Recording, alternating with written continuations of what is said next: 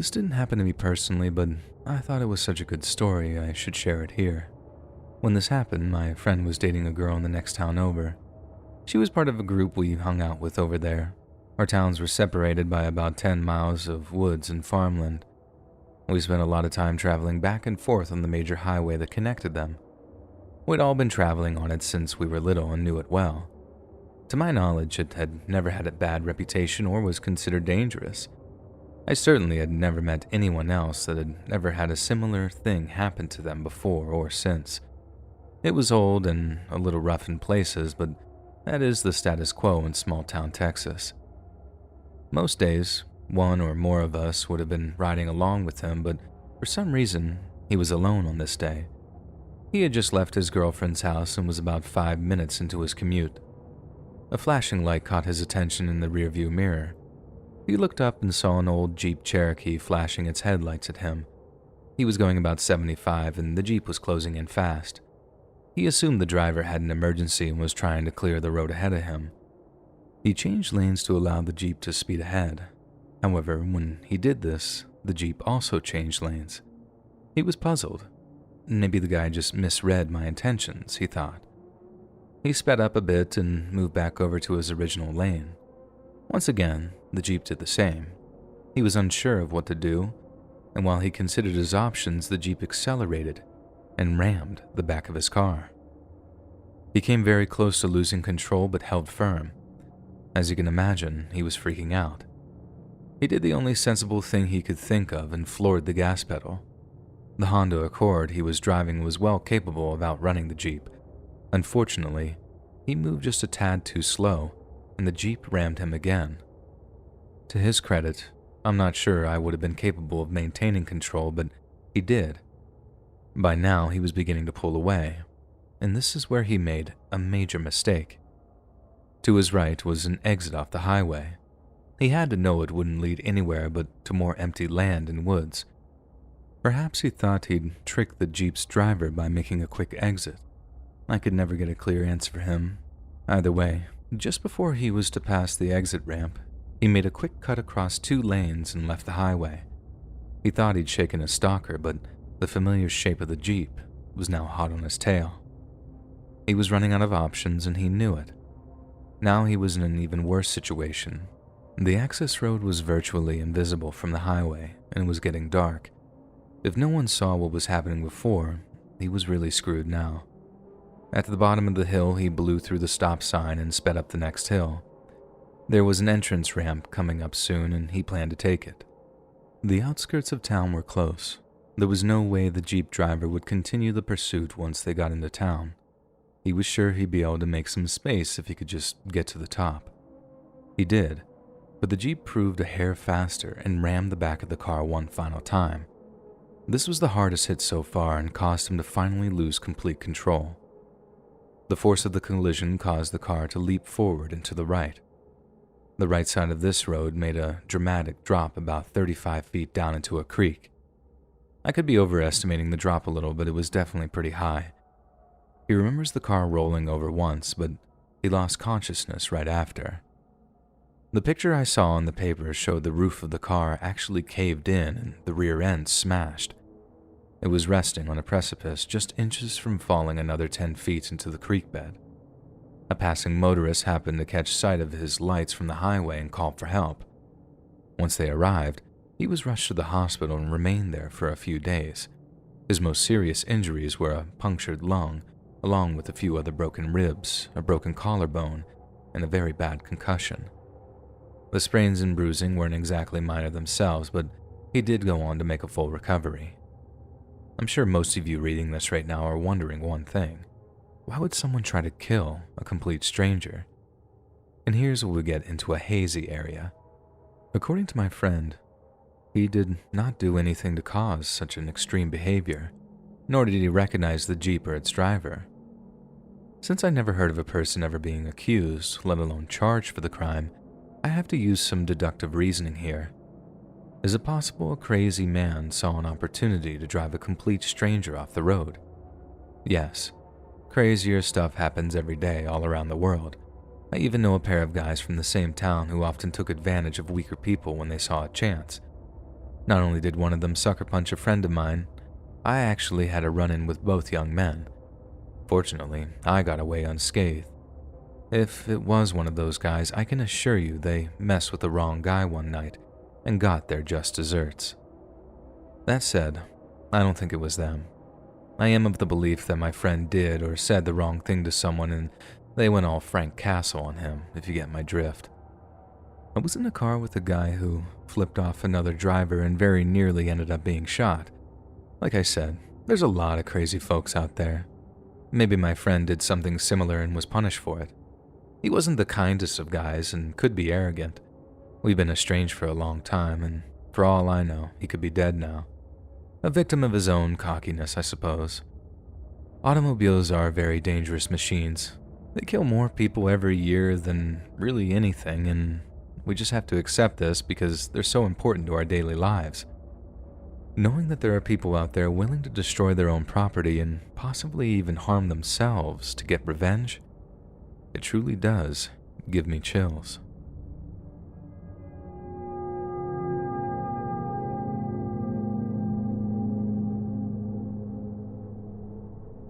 It's been over 6 months since this happened, but I'm still having a hard time getting past it. I don't have the means to get counseling. I thought maybe posting an account here could help somehow. Maybe there's someone reading this that could push me in a helpful direction, or it could just make everything else worse. I'm willing to try anything at this point. I'm not sleeping well, and it's beginning to affect my life in other ways. So please listen to what I have to say and feel free to comment with your thoughts, or even better, a low-cost way I can get the help I need from real professionals. I was on my way to the post office to ship a package when my car died. This wasn't a new thing, it is an older car. Its gauges began doing weird stuff just after the warranty expired. I'm a student living with my parents. Neither me nor them have the money to fix such a seemingly unimportant problem. As long as the speedometer keeps working, I'm happy. Unfortunately, the gas gauge is one of the problem sections. It seems to only work when it wants to. Under 1/4 of a tank, you can't trust it. And I found out this the hard way by running out of gas on a very busy part of the road. Ever since, I tried to keep the tank above 1/4, but I keep a small gas container in my trunk just in case. The day of my post office trip, my tank must have run empty. This time I was on a quiet part of a road. I checked my phone and found a gas station less than a mile away. It was a nice cool day and the wind was light. I figured I couldn't pick a better day to run out of gas, I suppose. I was a few minutes into my walk when I heard a car approaching me from behind. I moved over into the grass to make sure I wouldn't be hit. As the car passed, it began to slow down. I looked over and saw a young man leaning out of the passenger window. He was smiling and looked like a kind person. I wasn't sure what he wanted. I hadn't tried to hitchhike and I did nothing that I would think gave him that impression. I nodded and said hello in a nice voice, and I didn't know what else to do. I returned my gaze forward and continued my walk. I'd walk about 5 steps when the passenger called out to me. "Need a ride?" A chill ran down my back. You see, he'd asked this, but ended his question with a derogatory slur. All I'll say is that it starts with a P. This guy appeared to be looking for a fight. I'm not a tough guy and have gone out of my way to treat people with respect. I pretended like I hadn't heard him and kept walking. He yelled it out again. Now he sounded angry. I started walking faster. The driver sped up to catch me. The passenger called out to me again. "Hey, didn't you hear me?" He ended his question with the same slur. I had begun to shake now. I was terrified they were going to attack me. Somehow I summoned up the courage to tell him that I didn't want any trouble, and he just laughed and said, "Well, I ought to kick you in the teeth for talking back to me." And this was just what I'd feared. I panicked and started running. I was trapped alongside the road with nowhere else to go. A fence blocked me from running into the open field that merged onto the shoulder. I was too scared to look back. I could hear the car driving just behind me. My only hope was the intersection about 50 yards ahead. I could see a car coming from the opposite direction and hope this would deter them from assaulting me. I pushed harder. I was about 30 yards from the stop sign when I heard the car speed up. Just as they passed me, I felt a sharp pain in the back of my head, and that's when everything went black. When I woke up, I saw a middle-aged woman and a man kneeling over me. My head hurt and my ears were ringing. I tried to sit up, but the woman stopped me. She said an ambulance was on its way. Then she said something that seemed so odd at the time. "Don't worry. We saw those boys throw that beer bottle. Donnie got their plate. They're not going to get away with this." Donnie turned out to be the male leaning over me. I would later discover that the passenger of the car had thrown a quart-sized bottle of beer at me. The bottle nailed me in the back of the head and knocked me out cold.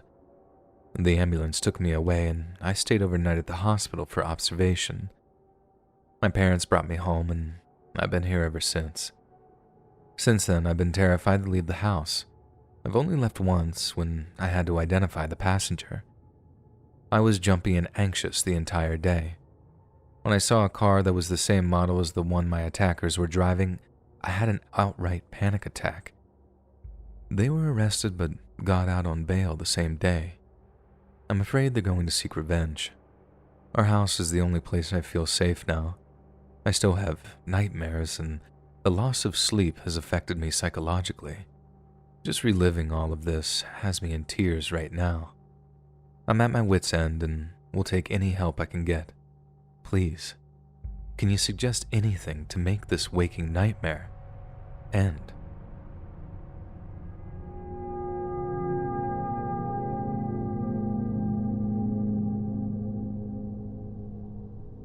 I just turned 20 the year the towers went down. Society was in the process of a massive shift, but none of this made any difference to me. I was just some unskilled college dropout training to be a carpenter's apprentice, and life wasn't any different than I imagined it for most guys of that age. My parents disowned me when I dropped out, and I was fortunate to find a cheap garage apartment near my job. The place smelled like dog, but it beat homelessness. At that time, I was getting around in a 1991 Honda my parents had given me on my 18th birthday, and it was well past its best years and spent a lot of time broken down, as you can imagine. I have a very strange and scary experience on one of those days that I broke down. It was the height of summer, and I was driving home from work. A train stopped traffic for about 10 minutes.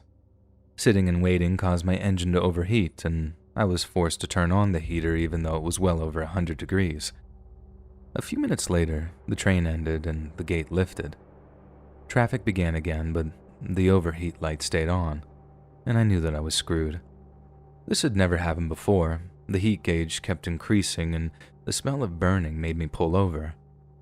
I had passed a small service station a few miles back. I hoped someone there could help me out, or at least keep the car going until I got home. As if it mattered, I rolled up the windows. You didn't think I had AC, did you? Locked the doors and began the long walk to the shop.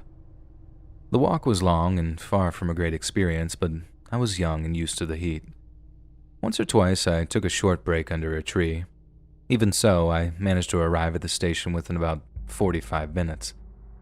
I was struck at how quiet things were. There were no people at the pumps or sounds coming from the garage. I considered the possibility it was closed, but the open sign was lit up. As I reached the door, I noticed it was slightly ajar. I couldn't see inside because of all the signs and product stickers covering the glass. When I entered, the door chime went off. No one was behind the register, but I could hear shuffling sounds coming from around the corner. I innocently walked forward and was about to say something when I caught sight of two men struggling for a pistol on the floor. I had an immediate urge to help, but I had no idea who the good guy was in this scenario. The man on the bottom was showing signs of flagging. The desperation and fear in his face still haunts me to this day. I could see he was only a few seconds from losing control. When he let a pitiful whine slip out, I threw all caution to the wind and jumped on top of his assailant. I put the guy in a chokehold. This drew his focus away from the struggle for the gun and allowed the other guy to pry it from his hand. This is when I locked the choke in and waited. The guy grabbed at me but was already slipping into unconsciousness. I held on another few seconds until I felt his body go limp. Only when I was sure he wasn't faking did I let go. I wasn't trying to kill the guy, I just wanted to be sure that he was out. I gingerly lowered his body to the floor and looked over to the other man, and I was relieved to see the logo of the store on the breast of his shirt. On the opposite side was his name, and I leaned up and offered my hand. "Nice to meet you, Paul. Name's Mike. You okay?" He was still catching his breath, but managed to push out a rough, "Yes." I knew the guy would be awake any second and suggested that we find some way to tie him up until the cops arrived. He handed me the gun and asked me to watch the guy while he got some zip ties from the garage. He disappeared through a door and reappeared a few seconds later. The hold-up guy was waking up, but he was still very confused. I lifted him so Paul could attach the ties. The hold-up guy began to fight with me. Paul began punching him. It seemed a bit unfair, but I wasn't about to tell some guy who had been mere seconds from death to be nice to his attacker. One of the punches rung the guy's bell and he stopped fighting. We got the ties on and I watched the guy until Paul could get the cops there. The cops were super cool about the situation, surprisingly. It turned out, the robber had knocked over several other stores in town and even shot one poor guy. When Paul heard this, he went pale, and the paramedics had to treat him for shock. If I had to guess, I'd wager the stick-up guy is dead or in prison by now. There's no future in that line of work, for certain. Now, when it was all over, I got a tow truck to bring my car to another shop. The driver happened to be on the way to another call and dropped me off at home. A few days later, I stopped off to check on Paul, and he gave me the details on how everything started. The craziest part was that he wasn't even the regular cashier. He was just a guy who worked on cars. The regular employee had a family emergency and he had to fill in until another cashier arrived. He was doing an oil change when he heard the door chime. The gunman approached him just steps from the adjoining door. He noticed the guy had a ski mask on, and in his mind, this meant that he was going to die. His survival instinct kicked in and he grabbed for the weapon. Just as I thought, he admitted that he was on the verge of losing control when I arrived, and he thanked me profusely, then gave me a big hug. I'll not deny that we both cried a little in that moment. Over the years since, he and I have kept in touch through Christmas cards and birth announcements, and I'm happy to say that he's still alive and kicking at 67 years, and I wish him many, many more happy ones to come.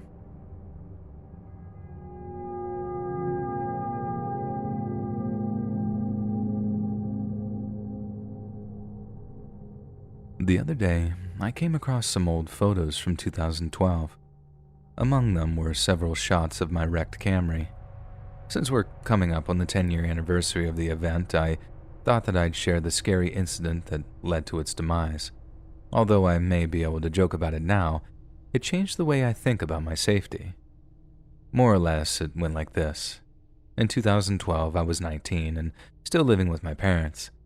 I had dreams of getting my own place as far away from my hometown as I could get.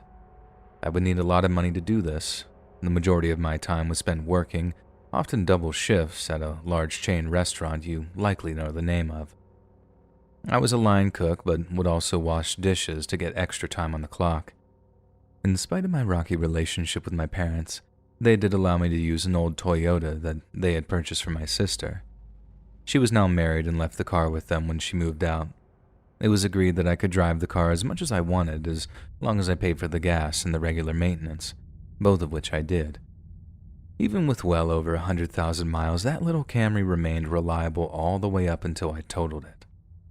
In addition to all the hours I was working, I was also serving as a de facto taxi service for a friend. He wanted to move away himself and worked almost as many hours as I did. In fact, he would go on to be one of my roommates a few years later. Unfortunately for him, he didn't have a car. Most days he was able to get dropped off by his stepmother, but no one was willing to go out after 10 o'clock at night to pick him up. I guess I felt sorry for him. He was a hard worker, and we'd been friends a long time. He and I made an agreement where he'd pay me $20 a month on top of a full tank of gas a week for the privilege. Considering getting him home and myself back added another 10 or more miles to my trip every day, and it was more than a fair deal. You also have to remember that this was at a time where gas was almost as expensive as it is now. Something that I wasn't really mindful of then was how all the hours of work were affecting me at the end of the day. I was running myself into the ground without even realizing it. Driving 15 extra miles a night after working 12 plus hours a day was a recipe for disaster. Whether it was someone looking out for me or I just got lucky, I was fortunate to only receive a few cuts and bruises from my negligence. The date on the photos is September 17th, 2012. I know for sure the wreck had been on a Saturday night. Therefore, my best guess is that the accident took place on the 15th. The date may be a little hazy, but the rest of that evening is still crystal clear. I'd worked a total of 14 hours that day and fully intended to meet some friends for coffee after stopping home for a quick shower. When I left the restaurant, I didn't feel any more tired than usual. From the restaurant, I drove to the next town over and picked up my friend. I managed to drop him off and was about halfway home when the need to sleep really hit me. Back then, I was a smoker. I rolled down the window and lit up a cigarette. I hoped the fresh air and nicotine would wake me up a little, but nothing really changed. I was about a quarter of a mile from my exit. I could see the lights of my neighborhood in the distance, and this is the last thing I remember. My next memory was oddly surreal. I found myself hanging upside down with people shouting at me. To say I was confused would be a gross understatement. I was blinded by the beam of a flashlight, and the man asked me if I was okay. I didn't hurt anywhere, so I said yes. Before thinking it through, I undid my belt and dropped on my head. This whole time, voices from outside the car are yelling out to me to be careful and asking if I'd been drinking. I was able to crawl out of the window and get to my feet. I began to feel a bit dizzy, and a man suggested I come over to his truck and sit on his tailgate. Once I did, I felt a lot better. While we sat and waited for the emergency responders, I looked over at my poor Camry in disbelief. I remained unsure of how I rolled over. The passenger side was squashed, yet the roof was relatively intact. Soon, the cops and EMS arrived. While the paramedics looked me over, the cops gave me a rudimentary sobriety test. At the hospital, a sample of blood was also taken to confirm. I was there about 45 minutes when my parents arrived. I guess someone had notified them. My mom was freaking out like you'd expect, but my dad assumed that I'd been drinking and began grilling me about it. The hospital released me in the early hours of that morning, and even after all these years, my dad still hasn't apologized. After a month, I was cleared of any guilt. Luckily, nobody else had been involved. The insurance company wrote the car off as a complete loss, and our rates went up considerably for a while. This gave my dad another reason to be angry, of course, and I got a few days off to find another car and use some of my savings to buy a 10-year-old Focus from some rundown note lot. I jumped right back into things in spite of some residual soreness. My arrangement with my friend came to an end, and I became much more focused on getting enough sleep rather than messing around with my friends after work. I'm happy to say that I don't have any long-term trauma from the wreck. I was nervous about driving for a few weeks, but that faded pretty quickly. Now I make sure to take plenty of breaks on long trips or pass the driving duties on to my wife when needed. Once or twice I've gone as far as renting a motel room when I began to nod off. It may sound funny, but lack of sleep takes as many or more lives on our highways as drunk driving. Please, people, take it seriously.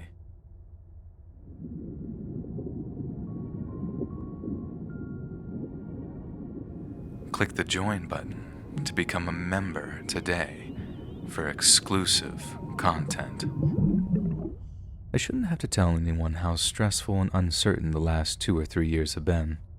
Countless people around the world have lost homes, businesses, and loved ones through no fault of their own. As the pandemic waned and the shutdowns lifted, I counted myself lucky not to be one of them. Perhaps it was my hubris, but the universe found a way to change that. Because of an older model car and a drunk driver, I was robbed of the most important person in my life. I wasn't sure if I'd make it, but with a lot of help from friends and others familiar with my loss, I've been able to see a future for myself without him. I'm sharing my experience in order to show others there is hope after such a great and immense loss.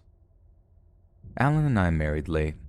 He had been reluctant to settle down after hearing horror stories of his friends' contentious divorces. I'd been married myself once before. This didn't instill much faith in his mind. I was over 30 and eager to start a family. Alan was well aware of this, but I put no pressure on him. He came to the decision that he didn't want to lose me and proposed. I was more than happy to accept. To be honest, I was afraid he'd call me on my plan and let me go.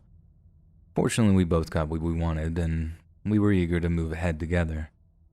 We tried for a few years to get pregnant, but it never happened. My doctor suggested fertility treatments. Due to the cost, we chose to forego buying a new car, much needed by the way, to pay for the procedures. We'd only managed to get one round before the pandemic struck. Our dreams seemed to grow less and less likely by the month, but we didn't quite lose hope just yet. As the summer of 2021 arrived, things in our area began to get back to some semblance of normalcy. Our favorite restaurant had just opened to sit-down customers again. Alan and I packed into my 20-year-old VW Golf and headed downtown. Dinner was just as fantastic as I remembered it. I was on cloud 9 afterwards, and this was the moment at which life chose to present me with my greatest test.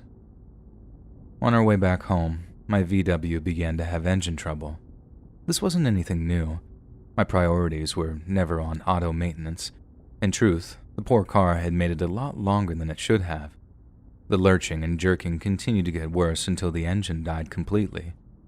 We coasted a few feet onto the outer shoulder and stopped. Alan called AAA and we waited inside the car for a tow truck to arrive. We'd been sitting there around 10 minutes when a highway patrolman showed up. Alan got out to talk to him. From what I could hear, he was doing a routine check to see if we needed any assistance. Our state is one of those who offer such services. Alan informed him of the situation and they were making small talk when everything went sideways. Out of nowhere, I heard a massive crash. Instantly after, I saw the patrol car hurling toward the back of my Golf. My last memory was of the officer attempting to push Alan away from the direction of his oncoming vehicle. It was too late, unfortunately. Both men were killed on impact. I awoke some seconds later. Initially, I was unaware of my surroundings, but the smell of smoke pulled me back to reality. I could see through the windshield I'd been pushed another 20 yards or so down the shoulder. There was no overpowering pain. I cautiously stepped from the mangled remains of my car. The floodlights from the patrol car were still functioning and I could see my way around. The patrol car had come to a rest a few yards away in a field that ran alongside the shoulder. The car that had caused the crash sat a few feet behind it. Both Alan and the officers' bodies were scattered nearby. It was clear I could do nothing to help either of them. That's as far as I'm prepared to go on that front. I was taking in the horror of the scene when I heard a slurred shout from the rear car. I looked over and saw a middle-aged man stumbling out from the driver's side, and blood was pouring down his face. My instinct to help kicked in and I ran over to him to help, but as I got closer, the smell of booze overpowered me. I flipped out. I attacked the guy. He had no idea what was going on. A couple of good Samaritans had arrived and had to pull me off of the drunk idiot. I broke down right there and then. A female paramedic quietly walked me over to the ambulance and helped me onto the gurney. While the paramedics did their work, I cried unlike I'd ever cried before. The doctors were amazed at my condition. Other than a lot of the bruising to my chest and knees, I was unharmed. I spent the rest of the night in the ER and was let go later that next afternoon. The true power of losing Alan had not yet hit me completely. That would come after the funeral. And speaking of the funeral, I was happy to see how many people turned out to say goodbye. Many of them I'd never met. Despite some reservations, I also attended the officer's service. His family greeted me warmly and we all had a good cry together. And after all the chaos surrounding the wreck subsided, I was left alone to think.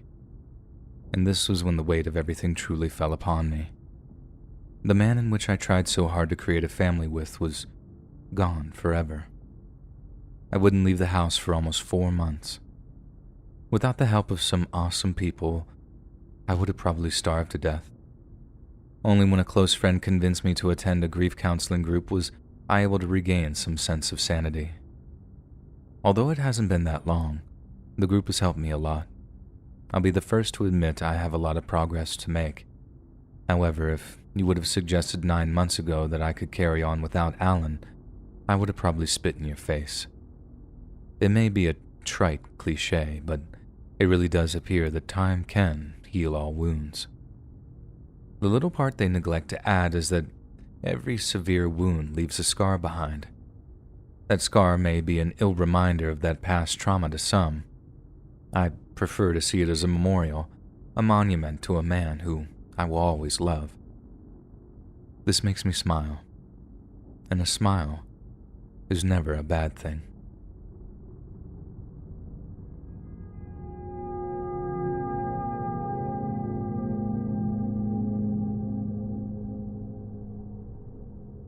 Roughly between 1997 and 2008, I was an emergency roadside assistant, a fancy name for a repairman/tow truck driver in the southwest of the US. Before then, I had been a mechanic with a large dealership. My job then was to get people towed to our shop or get their loaner car back on the road. The emergency assistant gig wasn't much of a change except the roadside assistance company had a wider service area. In my time there, I helped a lot of people. The overwhelming majority of cases were completely ordinary and mundane. That said, I did encounter a few situations I'll never forget, and this post will include 2 of those. The first incident took place in the late 90s. I'm sorry I don't remember the exact date. It was the early part of the day, and I had just left another call. I was driving on a remote section of highway and saw a car parked off on the shoulder with the hood up and the hazard lights on. Of course, I saw a potential customer. As I passed, I got a view of the assumed driver. She was a good-looking young woman wearing short shorts and a bikini top, and I got major Daisy Duke vibes. This made me even more motivated to help in any which way I could. I pulled over a few yards from the young lady and proceeded back to help. I asked her what the problem was, and she said she didn't know. The car had just died. I suggested it may have overheated, and she agreed it was possible. I asked a few more questions and became curious as to why she knew nothing about the car. "Oh, it's my daddy's. I'm just borrowing it. I don't know anything about cars." Her false stupidity and poor grammar rubbed me the wrong way. Things seemed a tad fishy, but I carried on anyway. I needed to hear if the motor would start. I asked if she could get in and try to turn it over. She insisted I be the one to do it and use the ignorance card again. You would assume she had started a car before, and my gut told me something was not legit with the scenario, but I had no clue what was wrong yet. Despite this, I agreed and approached the driver's side very carefully. I was scanning around frantically waiting for any possible threat. When I reached out for the door handle, I saw it. A flannel blanket was laid out across the rear floorboards, and I could see the soles of 2 tennis shoes barely sticking out. I stopped and thought quickly. I forgot, I need to scan my scan tool. I'll grab it real quick." I began jogging back to the truck. I could hear the protests of the girl behind me. I started it and slammed into gear. I looked into the rearview mirror and saw 2 things, one funny and one blood-chilling. The girl was yelling and threw her hands up in defeat. She turned back toward the car just as I saw a heavy-set man step out from the back door. He looked to be holding a crowbar or something like it in his right hand. I called into dispatch and let them know what was going on. They promised to call the highway patrol, but I don't know if anything came of it. The incident made me a lot more alert, especially after dark when it would be a lot easier to pull something like that off. Speaking of working after dark, the second story took place late one night as I was near the end of my shift. It was a far more serious situation and would lead to me quitting soon after. It was late summer 2008. Despite being close to midnight, the air remained stiflingly hot. I was just killing time until I could go home. I drove around a curve and an SUV was stopped in the middle of the road with the driver's door sitting wide open. There was no sign of the driver at first, but as I got closer, I could see a man in a dark suit pacing around behind the SUV. I pulled off onto the shoulder and got out. I called out to the man and he approached me. He seemed to be stumbling. I thought he may have been injured and asked if he felt okay. When he opened his mouth to answer, I was overcome by booze breath. Great. We got a drunk driver, I thought to myself. At least he didn't appear to have crashed into anyone. He said he was okay, but he thought that he may have hit a dog or something. I'd answered more than one call for a deer-related crash out there and assumed this was a similar case. I suggested he take a seat on one of the boulders alongside the road and I'd check it out. To be safe, I lit a flare and dropped it about 40 yards back on the road. I grabbed my flashlight and walked to the front of the SUV. I could see some blood smeared on the grill, but there were no signs of any trailing away. I double-checked with my light, but came up empty. Normally, if a deer, or any other animal for that matter, isn't killed right away, it just runs off somewhere else to probably die. There were no signs of this. The only thing I could think was the possibility the animal had been trapped under the SUV. I walked back over and crouched down. The beam of my light fully illuminated the distorted and bloody face of a young woman. I jumped up and out of my skin. My hand leapt to my mouth just in time to stifle a shout. I walked off into the dark for a moment to gather myself, and such things were part of my job. I needed to be a professional if I was going to see this job through. A few minutes passed and I walked back over to the SUV. I took a slow breath in and out and crouched down. The second time was no less terrifying, but I, at least, knew what to expect. The poor girl must have been struck and dragged a short distance, and it truly was a horrible picture. I thought the drunk man may have taken off if I told him the truth, and instead, I lied and said it was a coyote. I told him not to worry. I'd call Fish and Wildlife to come and take care of it, and he shrugged and sat back down to wait. I went back to my truck and notified the cops. As I sat there, I stared at him. With each second, my disgust grew stronger and stronger. That poor girl's face was burned into my mind, yet he sat there oblivious to the horror he'd unleashed. She was probably just some hitchhiker walking alone in the dark, and this selfish monster ran her down like some rabid dog. The cops showed up in about 15 minutes and I showed them her body. This idiot still thought that they were Fish and Wildlife all the way up to the point of them arresting him. I had to remain on scene and give my statement. Once the medical examiner came and took her away, I was allowed to haul the SUV off to the police impound. It was not a pleasant job. I had no idea what became of the driver, but I can't imagine his quality of life has been great since that night. I hoped the incident would fade away just like all the other times before, but for some reason, I just couldn't move past it. I didn't get much sleep. The look of utter shock on the poor girl's face wouldn't go away. My wife could tell that I was suffering and made me tell her about it, and she insisted I quit, and I put up no resistance. I took a few days to mull it over, but I'd already decided. I put in my notice and rode a desk my last 2 weeks. I went back to mechanic work and haven't looked back until today, and this is the last time I think I'll talk about it. Some things are left best in the past. I believe this stuff would definitely qualify.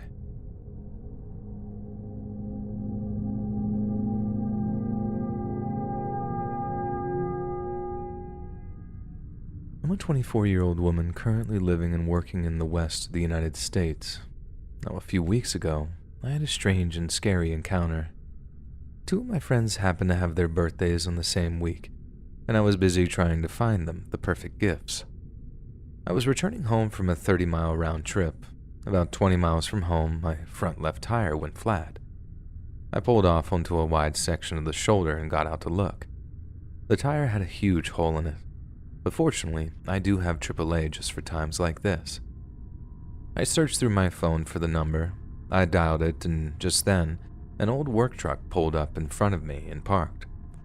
I assumed it was a Good Samaritan looking to help. I got out to let him know that I was okay, and he claimed to be with AAA and pointed to the AAA sticker on my window. He was driving by and figured that he could save me a call. I questioned him about his truck. He claimed to actually be a subcontractor for the company. The lady from AAA was on the phone while this was happening. I was suspicious, so I lied and said that I was talking to my husband. I'd be off the phone in a minute, and then we'd be free to talk. He walked back over to his truck, and now that he was out of earshot, I asked the operator if they use contractors. They do, but all of them drive tow trucks in case a tow is needed.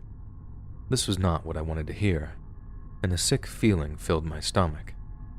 I quickly explained the situation, and she promised to send an officer along with roadside assistance. I hung up before I realized what I was doing. I was scared, but knowing a cop was on his way gave me some sense of confidence. I put the phone in my pocket and waved the man over. He seemed like he was beginning to get nervous. By my estimation, it would take at least 15 minutes for the cops to arrive. I figured that I need to keep him busy. I began asking a bunch of stupid questions. Very few made any sense or pertained to the subject. He looked annoyed but answered every one. Suddenly, my phone rang, and it was AAA.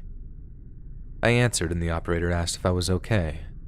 I told her that I was and apologized for hanging up on her. The man must have smelled a rat, and he began looking around. I looked at him, apologized, and mouthed the words that it was my husband. I told him that it would just be a minute. I only had 1 or 2 questions, and then he could get to changing the tire. The operator assured me that the officer was on his way and he shouldn't be much longer. And she was right. Less than a minute later, a police car pulled up behind his truck. The man said that he had to go and quickly walked away, but thankfully the officer caught up with him before he could escape. I thanked the operator and hung up, the proper way this time. I got in my car and watched as the cop spoke to the man. Soon, another cop car arrived and joined him. Just a minute or 2 passed and the real AAA assistant showed up. He got to work quickly and had the tire changed in a few minutes. As he was wrapping up his work, the cop put cuffs on the guy and took him away. I was relieved. I thanked the mechanic and went on my way. I arrived home soon after and have been wondering what became of that fake serviceman ever since. And to date, I haven't received any calls from police or AAA, and that's probably a good sign. I'd rather not know if the guy was some serial killer or anything like that, and I've since removed the AAA sticker from my car. It was one of the big things that drew the man to me. Having a beacon for nutcases on my car didn't seem like a wise idea. I'd suggest any other single women out there remove anything like that from their cars, no matter how little it may seem. From what I've read, they use things like stickers to create a superficial connection with their intended victims and draw them into their web. Hey friends, thanks for listening. Click that notification bell to be alerted of all future narrations. I release every Monday, Wednesday, and Friday at 7 p.m. Eastern Standard Time. If you got a story, be sure to submit them to my subreddit r/letsreadofficial, and maybe even hear your story featured on the next video.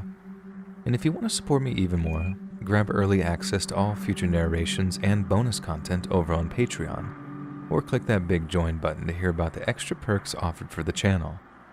And check out the Let's Read podcast, where you can hear all of these stories in big compilations and save huge on data, located anywhere you listen to podcasts. Links in the description below. Thanks so much, friends. And remember to pet per deep in spirit.